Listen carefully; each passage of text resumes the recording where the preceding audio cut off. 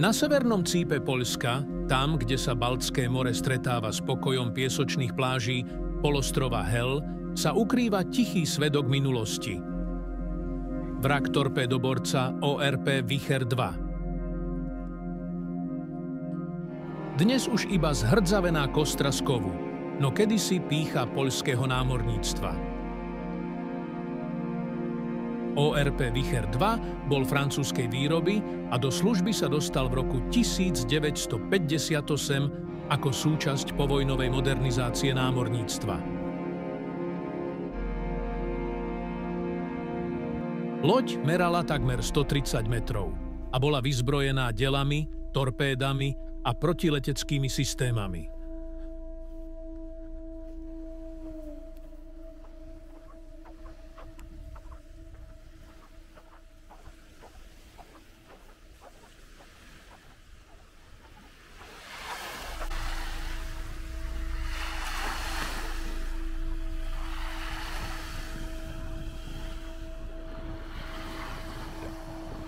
V čase studenej vojny patrila k hlavným jednotkám poľskej flotily. Po 10 ročiach služby však technika zastarávala.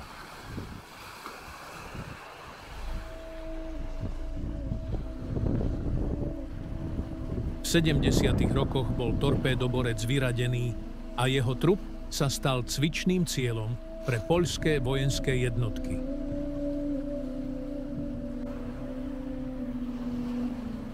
Po sérii cvičení bol presunutý k pobrežiu, kde dodnes odpočíva.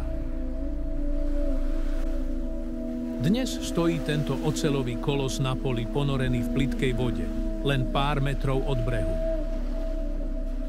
Povrch pokrýva hrdza a slaná patina mora. Otvory po delostreleckých zásahoch odhaľujú prázdne priestory, kde kedysi pulzoval život posádky.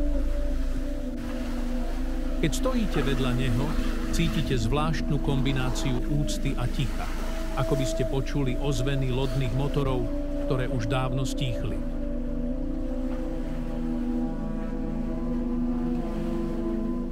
A zaujímavosť nakoniec, len pár metrov odtiaľto, pod hladinou mora, sa nachádza ďalší vrak.